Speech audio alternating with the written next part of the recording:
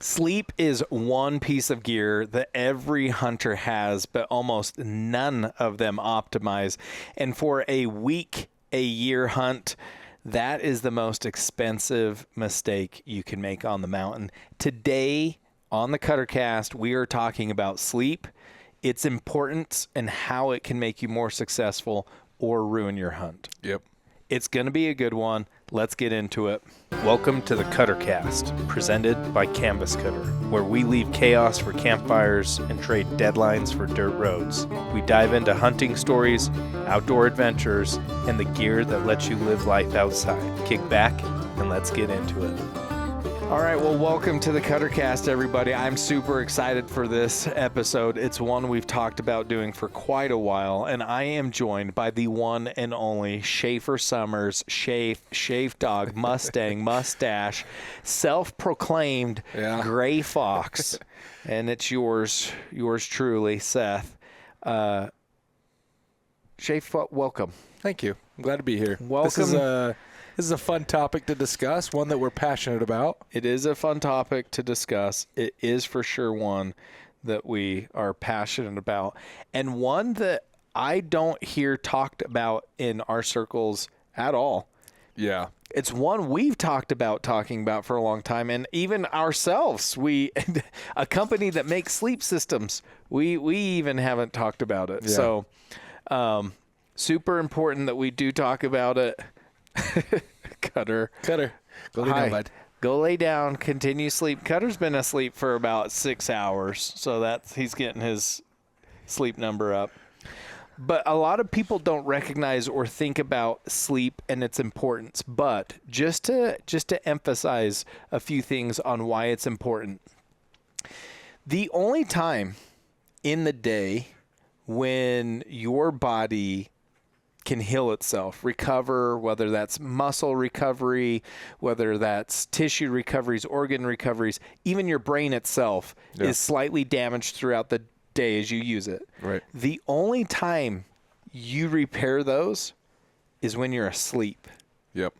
That's pretty wild. I know most people out there listening are a lot smarter than me. And so they probably already knew that. I didn't know that until I read the book by Matthew Walker, Why We Sleep, which I can't recommend more. Yeah, such a good book. It literally was life-changing for me.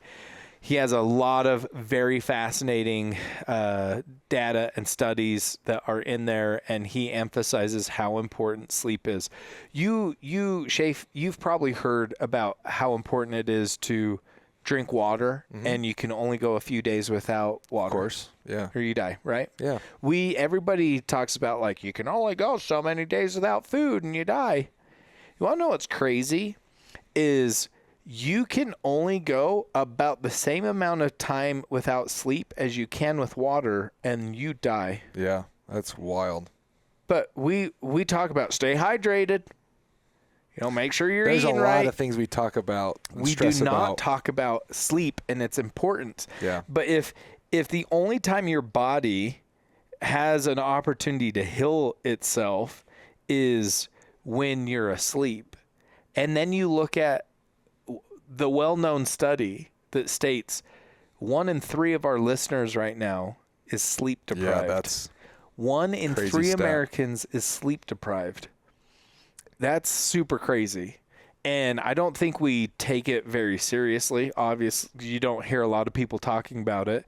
And I don't think a lot of hunters or outdoorsmen equate the trips they're going on, whether that's a whitewater rafting trip or fish in the Salmon River, or whether it's a dream hunt you've been waiting years to go on. Mm-hmm. Most outdoorsmen don't think about sleep when they're thinking about those events and trips that they love to do, and it should be at the top of their mind. You know who takes sleep extremely serious? High performance athletes.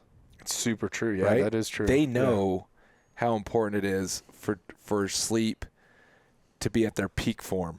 Yeah.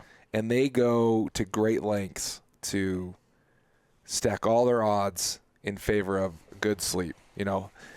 There's multiple things you can do, when it comes to natural light and temperature and the firmness of your mattress and all these things. And those athletes that want to be at their peak form, they take all of that to the highest degree. In Can I share something that goes along with that? Yeah. That Dr. Walker brings up in his book, sleep loss for sports injuries. I think, and this is injuries. So you want to know what will ruin an athlete's career? Yeah. Injury. Yeah. Or whether that's a season. Hopefully it's not like a career-ending one. Yeah. But athletes that get 6 hours of sleep are at about 73% chance of injury. Jeez. Compared to an athlete that gets 8 hours of sleep is around 33% chance of injury. More than half. 2 hours of sleep drops your risk of injury by more than half. That's crazy. Isn't that wild? That's repair. That's cognition. That's quick reaction time. That's all so those much, things isn't you it? need to, like, if you have a dude, you're playing football and a guy's diving at your legs, that's the difference between you getting your leg out of the way and him destroying your knee. Yeah. Destroying your ACL. Or if you're at practice, you take a hard hit and you need that extra 2 hours for recovery. Yeah. The tissue repair is only happening when you're asleep. Yes. So yeah, that's wild. That's super wild. Yeah. And so if high performance athletes take sleep super seriously because there's people telling them they need to, and yet we're going out as outdoorsmen doing some pretty high performance things. I know I'm not like, Patrick back in the pocket or anything, but hiking some pretty aggressive country, sometimes in some like situations where you got to make sure your footing's good. Glassing all day long. There's just so many aspects of hunting, outdoors activities where like real injury and real negative outcomes can take place. And we're highlighting physical, but the inverse too is mental. Like you're going into the wilderness, the most unforgiving conditions, and things can turn in an instant. And if you're not cognitively operating or firing on all cylinders, a poor decision can get really ugly really fast. Yes. So and there are, and we'll get into it, but there are negative compounding effects for poor sleep. For sure. That's like the sleep 101, just to kick this off, is sleep's extremely vital. We don't think about it very often. The only opportunity your body has to heal itself and for you to recover is when you're asleep. And the shorter amount of time you give your body to do that, the less ability it has to recover and to get you at peak performance again. And on a hunt where you waited the whole year for this 1 week, you finally drew this tag. That's the exact opposite thing that you want. But it also has some real devastating effects being sleep deprived. Big time. Sleep deprivation. What's crazy, you talk about like the healing aspect and reducing injury occurrence, right, with athletes. Right. Here's another crazy stat. If you go without sleep anywhere from 17 to 19 hours, okay? Okay. That equates to a 0.05% blood alcohol concentration. That is in the so state wild. of Utah. If you're up beyond 17 hours, you are technically intoxicated and not able to operate a vehicle. You should not be operating a vehicle. Is that not crazy? That is to go so further, crazy. Beyond 24 hours, that intoxication level doubles from 0.05 to 0.1. I mean, you are flousted. Like, how many people are like, I'm tired, and somebody's like, you're intoxicated. No, I haven't had a drink. Do you know how no, many? You're the equivalent of being intoxicated. Do you know how many college exams I've taken? Heck. Technically, just Wasted. belligerently wasted. What's wild though, I don't know. Biology's crazy. In that's how I prepared for my exams. It was like a 24-hour cram session. I'd go take it. I'd do well. For some reason, I'm able to do that. But, dude, my retention, it was almost non-existent. Like, I could go and ace an exam, but you ask me 4 days later what the answers are, and I'm like, I don't know. Matthew Walker actually, because he's a college professor. He's taught at Harvard, Stanford, and Yale, and Oxford.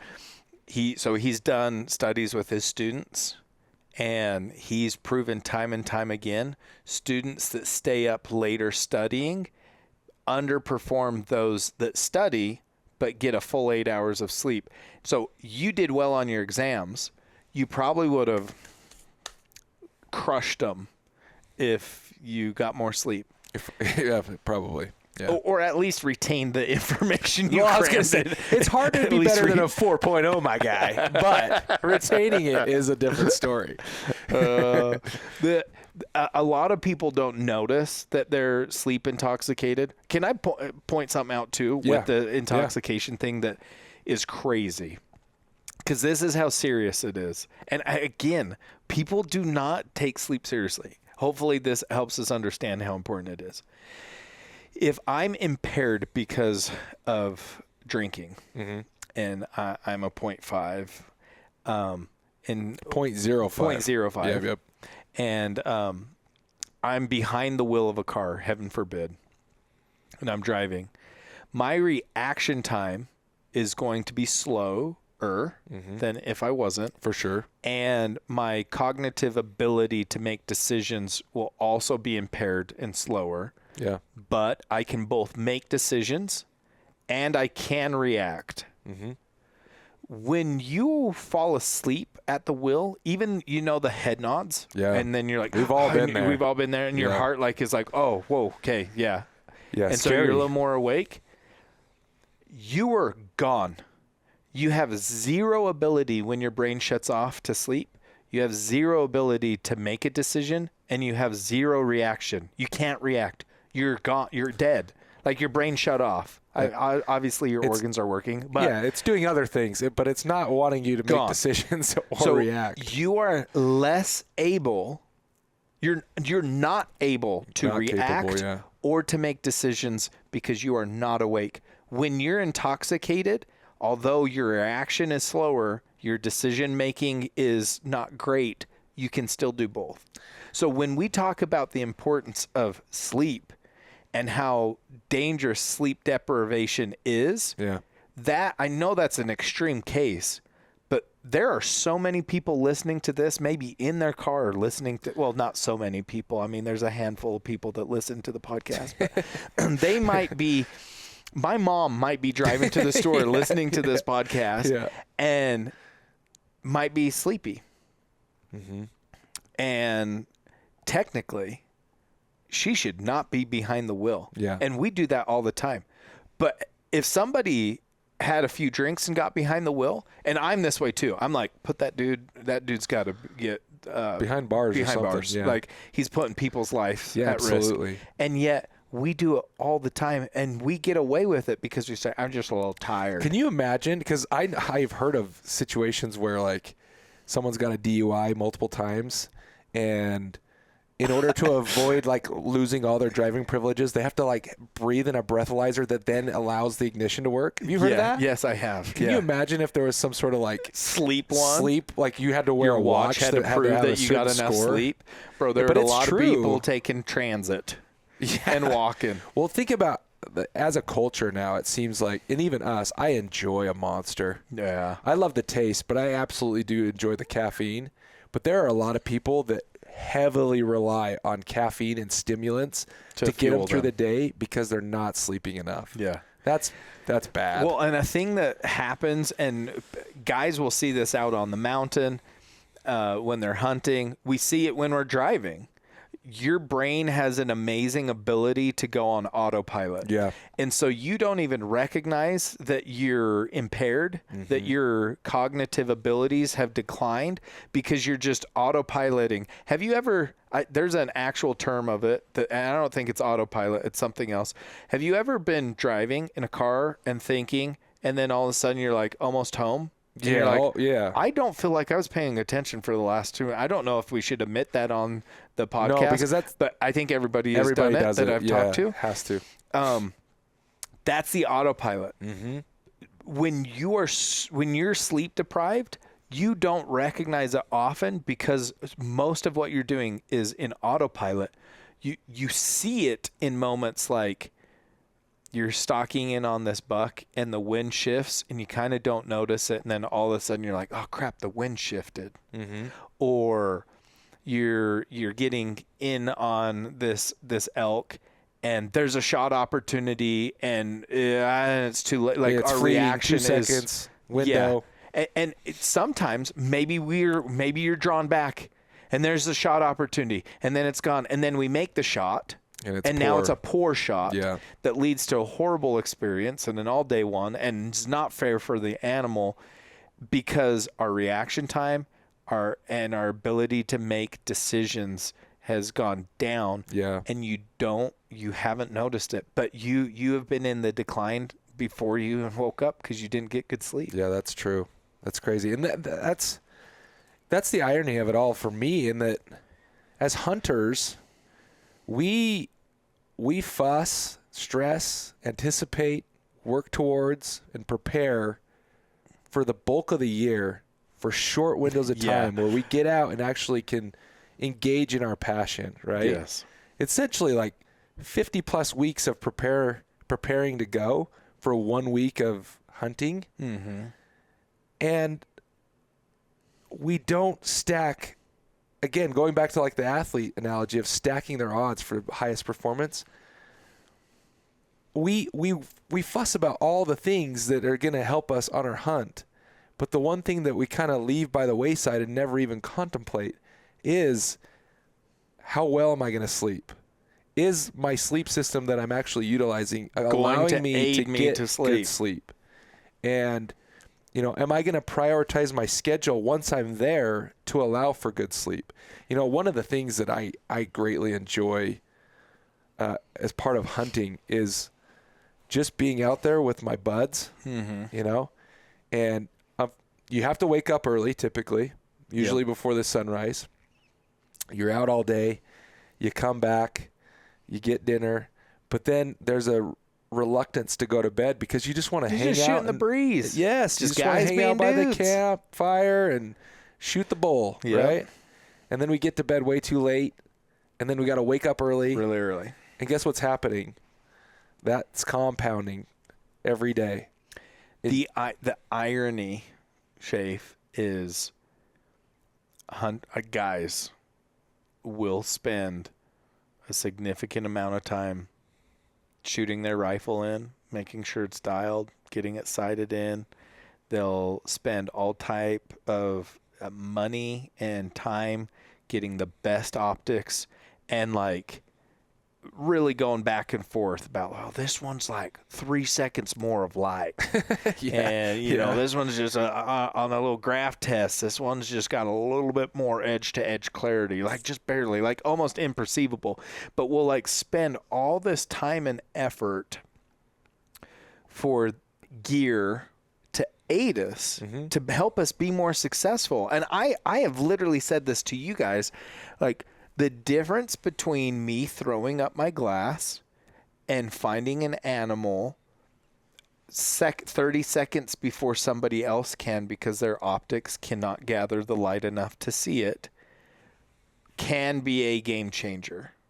The irony of that is all of that gear, all of that time preparing for that 1 week that you have on this hunt you've been waiting forever for goes out the window if you're sleep deprived. Yeah. It doesn't really matter. Do you want to know how effective you are glassing if you're sleep deprived? You're not. Yeah.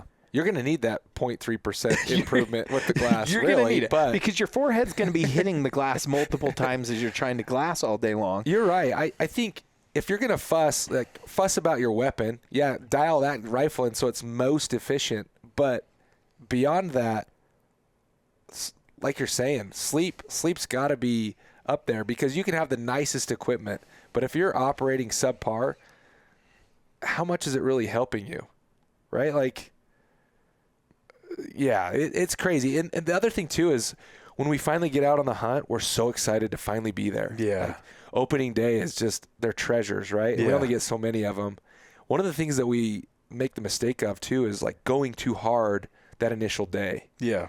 Especially if you come from a location where it's lower altitude, and then anything, if you gain 5,000 feet of elevation, that's going to dramatically impact your sleep. But it's that initial day of going too hard.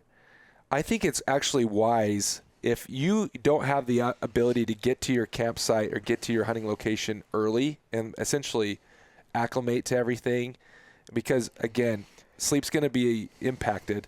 If you can normalize to some degree, that's a better approach than getting there night before, waking up early and going hard.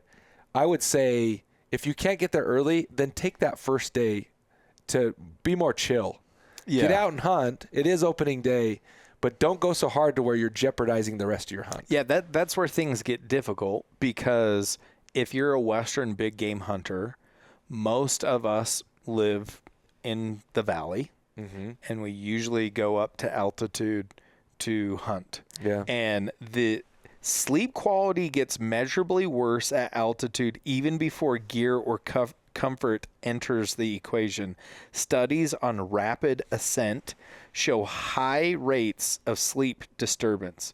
So fragmented sleep, more awakenings, less deep and REM sleep. So a hunter at 9,000 plus feet is already fighting biologically for good sleep before a single gear choice can even be made. You can have a great sleep system. If you go to that high altitude or to altitude, your sleep is already has already been disturbed. You're not going to sleep great. So it's not until you acclimatize to where you're at, which is what you're talking about, before you have a chance acclimatize. It's acclimatization. Yeah. And then once you go through that process, you're acclimated. Yes. Until you are acclimated. Once you're acclimated, then you have a chance of getting good sleep. But that's when your sleep system comes into play. Now that you're acclimated, now your sleep system can actually either give you good sleep or provide that, or hinder your sleep. And before Canvas Cutter, you've had all kinds. I know it's silly, but I can't remember before Canvas Cutter, really. Like I can, but I've had bedrolls in my so long. But you've had air pads, down bags. I've had a life tents. Of hunting that I wasn't aware of a bedroll and the benefits of it. And so I've had many a hunt where I've just almost dreaded going to bed. It definitely, if you were on a traditional 2-3 inch air pad, I always do like the little egg carton thing underneath my air pad, mostly for puncture resistance, because it's really not adding much comfort. And then you stack your pad on there, and then you're in this mummy bag that's too tight. You can't even roll around. That sucks. I hate that. It makes getting up super easy. You know, those early mornings to get out of bed and get hunting, it almost makes the decision for you, because you've been up every other hour. My hip's dead. And so, I've been on many a hunt where that is the case. And sleep is something that you just have to do, but it's like you don't look forward to it. There was a time where a company was in conversations with us about doing an air pad together. Yeah. And I had not used air pads because I always had a foam pad. Mm-hmm. And so I was like, well, I'll try one out. We were going out scouting. We were gonna go check cameras, Father Wisdom and myself.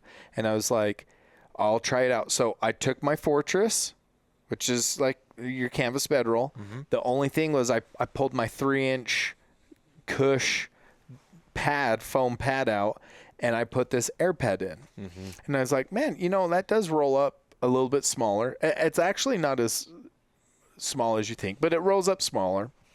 And I was like, I'll just try it out. It's just, I think it was just one night, maybe 2 nights that we were going to go out, check all these cameras. We had to hike quite a bit to check them all, but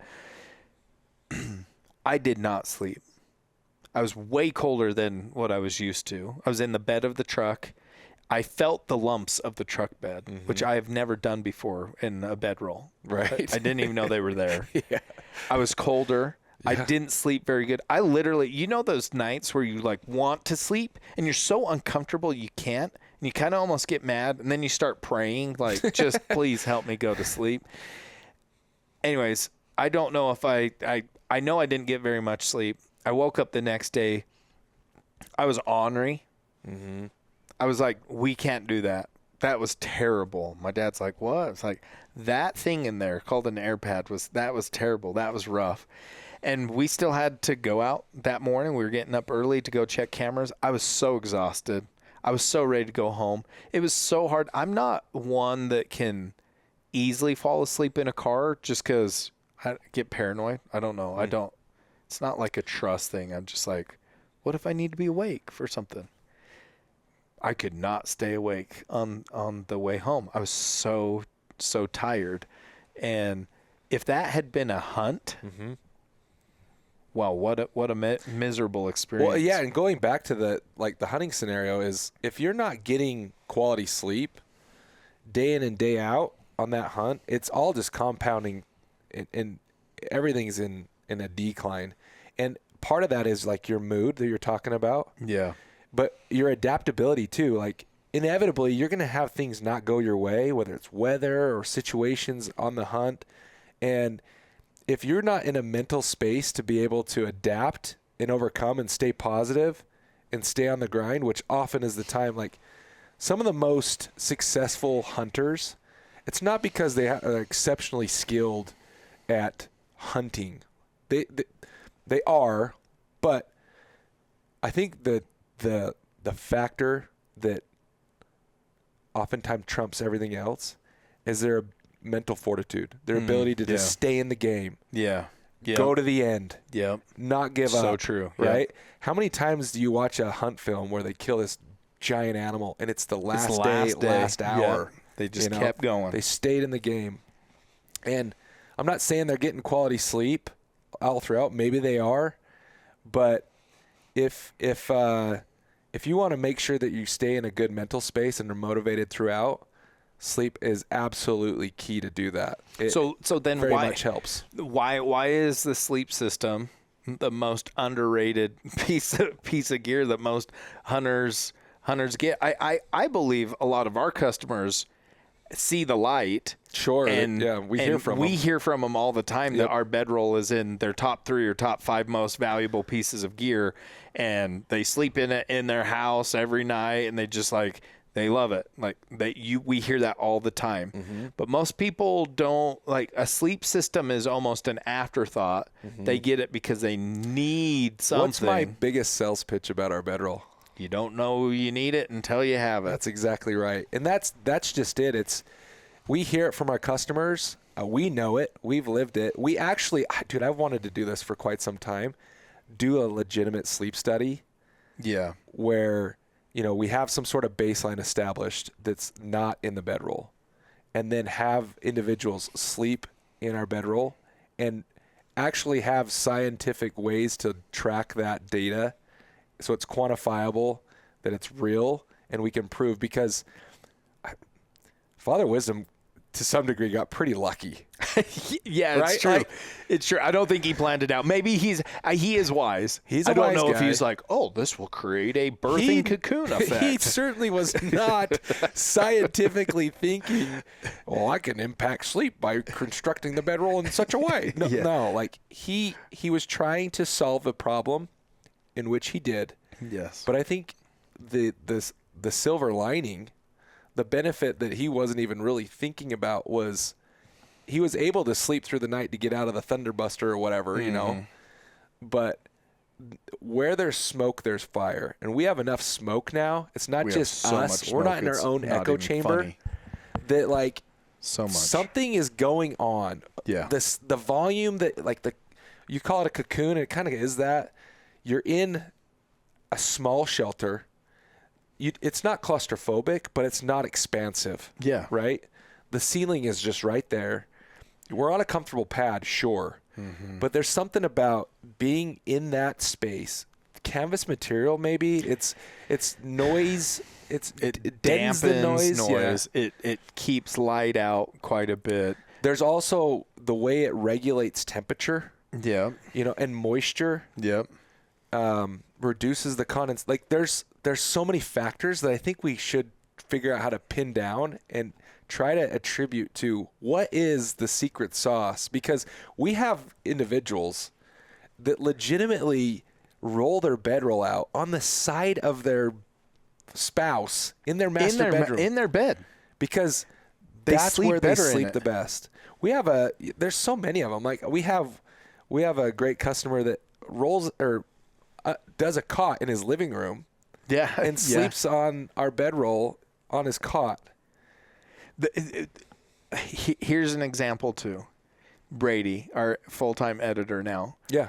Brady knew about the brand. He knew about Canvas Cutter. He knew our gear before he joined the crew. Yep. He didn't have a bedroll though. Right.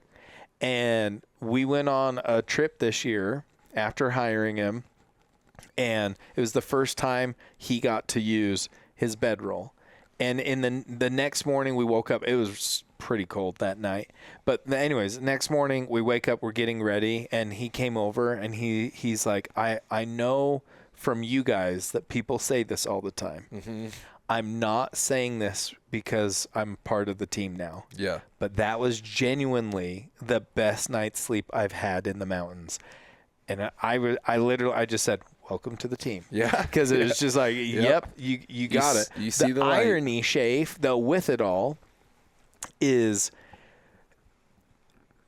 guys will sacrifice their sleep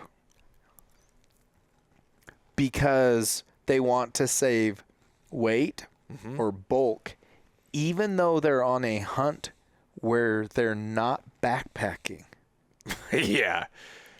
What is that? Unless there's like a space constraint where you're going with your buddies in one truck, Like and you you only got have a so much space Mazda. in the back of the truck. I don't know. I know my truck never complains. My about how truck much never I complains. I've pack never into heard it. a horse or a mule complain. And why would I sacrifice quality sleep to save weight and bulk when I'm in a base camp? Yeah, for sure. And that we're not.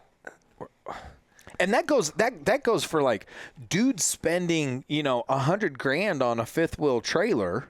Yeah. So they can have their queen size bed, I've and they been there. still sleep like crap. I've been there. I didn't spend that kind of money, but I bought a brand new fifth wheel because I want to take my family camping and have them be as comfortable as possible. But even when you're spending that kind of coin, those mattresses that you get in those units, They are not comfortable. they Are are you kidding as me? economical as it can be. So serious, like you would be way better off if you're a fifth wheel guy or a camper guy or whatever. You're way better off throwing our bedroll on top of that mattress Yes. and getting a good night's rest. Yeah, and here's the kicker, Shafe, is you throw your bedroll on top of the mattress and you're like, why do I need a bedroll? I'm in my camper. Well, because it keeps all your gear in one spot. It's super easy to lay out. It's super easy to put away for when you're going home. But when you're out on this week-long hunt, 2-week-long hunt, this hunt you've looked forward to, and you find out that the buck or the bull that you're going after is on the other side of the unit, you don't have to hitch up your fifth wheel and drag it across the unit. You can literally roll your bedroll up, throw it in your on your ATV, and go to where you need to go. Sleep to where you need to be to get the job done on your hunt, and you're going to sleep just as good there as you were in your fifth wheel. Yeah. Well, The mobility aspect of it is pretty sweet. It is sweet. It's one of the key selling points of the bedroll. It does allow you to be mobile. The other thing though too, it kind of drives me nuts, is one of our biggest criticisms is it's too heavy. Yeah, dude. If you're comparing it to your ultralight teepee tent, it's heavy. It's heavy, yeah. But it's 22 pounds. Like, is that heavy? Like you're carrying it 20 feet to maybe 40 yards? What are we really concerned about?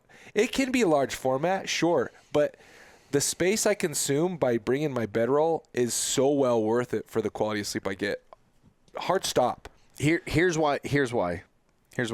Because just as there are significant negative effects for sleep deprivation, there are significant benefits for good sleep. For example, you are going to be significantly better at making decisions, the right decision in the times where it matters most. For sure.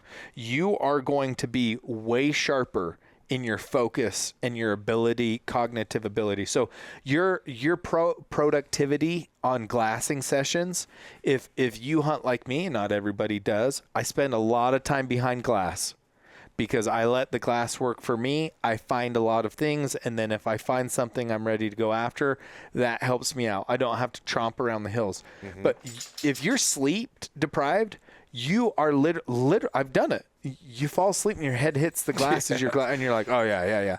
When you're rested, you can pick things out. You notice little things. And you're like, oh, there's an animal underneath that tree bedded. That's the difference between success and failure. The ability to hunt hard again the next morning. But even though we hunt often out of a base camp, we talked about this on another podcast, I'll still put 10 plus miles on the ground. Yeah. Hiking around, going hard. That's a lot of work. That's a lot on your body to recover and to have your muscles and your joints to be able to recover and to go hard again the next day. Quality sleep. When you get quality sleep, you can do that. And then really the bottom line is it's not really a luxury. It's just simple logic.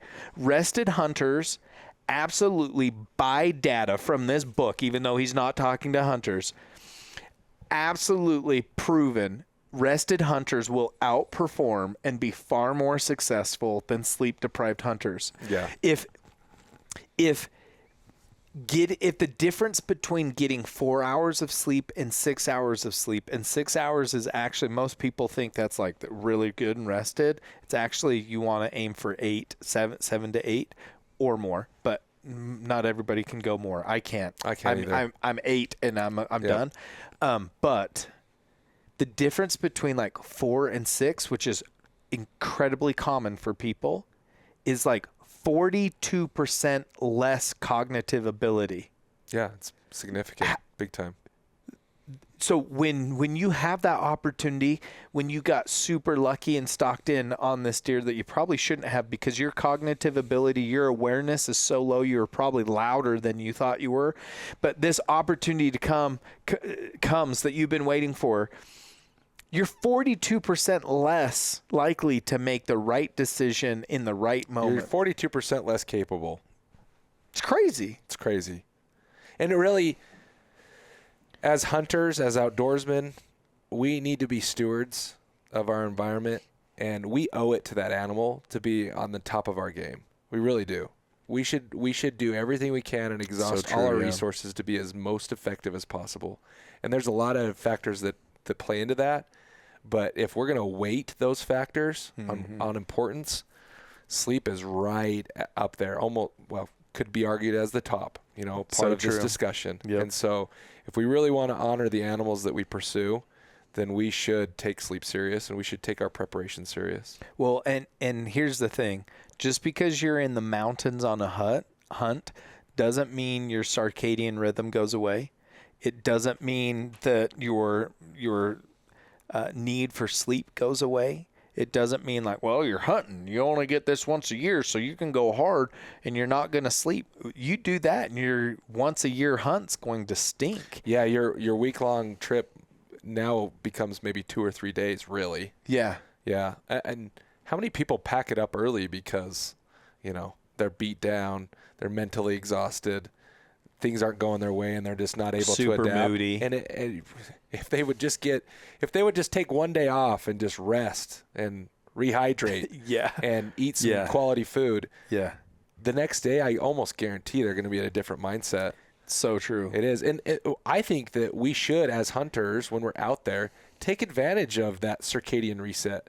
because life's busy and we have all these things, unnatural light, things that are calling our attention late into the evening, that don't allow us to really take advantage of that natural get up when the sun rises, go to bed when the sun sets, and if unfortunately, instead of hanging out by the campfire and BSing, if everybody went to bed relatively close to after the sun goes down, getting up early is going to be a lot easier, but their success on the mountain is probably going to multiply as per the stats, right? Yeah.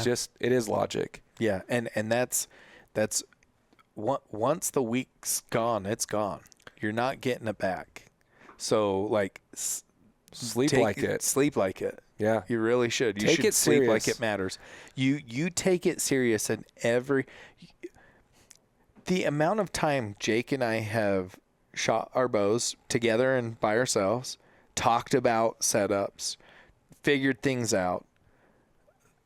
That's just one aspect. Then again, all the other gear that goes into it. Most hunters, most outdoorsmen are not talking about sleep. They're not stressing about the sleep system they're using and whether or not it's aiding or impairing their sleep. And that is something that definitely should rise to the top of people's lists. It's boring, right? It's boring. It's not sexy. It's not cool. It's not. But the reality is it's critically important. I think we've talked about that enough, and we're going to start a revolution. We are.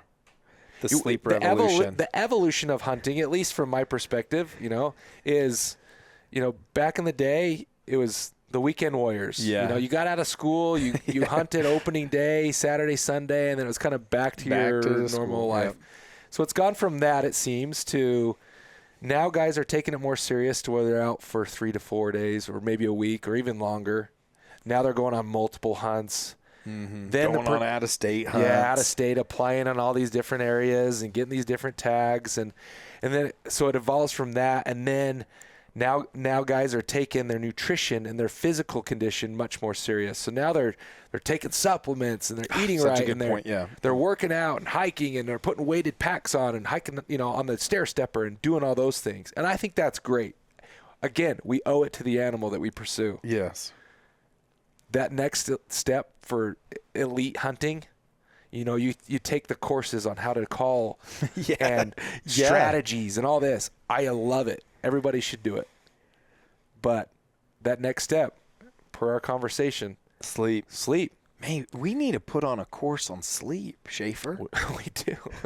We need to call Dr. Walker. Dr. Walker is going to do a course. We need to take him on a hunt and do a course on the importance of sleep and how it affects your outdoor experiences. And we can do sleep studies with people there. All right, this is so when you're snoring hard, here's some great mouth tape. Yeah, we should, because technically we are authorities on sleep to some degree. We produce products that help with effective sleep. Yeah. And so who's going to do it? We will. We should. We should. Yeah. Yeah. I think we'd be better for it, but. Well, I hope that you guys out there listening or watching have found this podcast useful. I hope you've learned something. If you enjoyed it, like always, we greatly appreciate it if you'd follow us wherever you listen to podcasts. Like, subscribe, comment below with your sleep experiences, maybe how even a bedroll's changed your sleep if you're one of our current customers. Yeah, if you're one of those weirdos that sleeps next to your spouse in your bedroom, I want to hear about it. I love it. Yeah, it makes me smile every time. I'm just like, yes. Yeah. But until next time, keep on keeping on.